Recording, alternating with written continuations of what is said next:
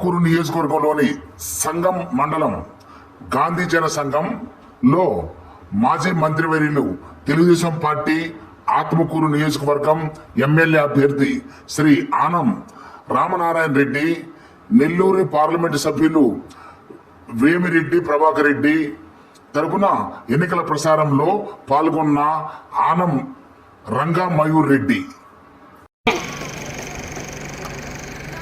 గాంధీ జనసంఘం సంగం మండలం చాలా ముఖ్యమైన పంచాయతీ. ఈరోజు ఇక్కడికి మీ దగ్గరికి ఇంత ధైర్యంగా మేము వచ్చి ఓట్లు అడుగుతున్నామంటే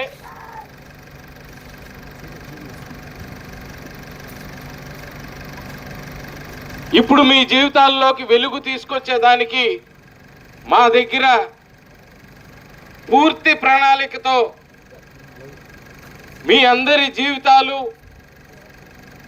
మీ అందరి పంచాయతీలు, మీ అందరి కుటుంబాలు కూడా బాగుపరిచేదానికి అన్ని విధాలుగా సిద్ధం చేసుకొని తెలుగుదేశం పార్టీతో మీ ముందుకి రావటమే కారణం అని చెప్పి మీ అందరికీ కూడా మనవి చేసుకుంటూ, ఇక్కడ నివసిస్తున్నటువంటి కుటుంబ సభ్యులు, యువకులు, అక్క చెల్లెమ్మలు, అవ్వతాతలు, పెద్దలు, స్థానికులు అందరికీ కూడా నమస్కారాలు తెలియజేసుకుంటూ ఉన్నాం.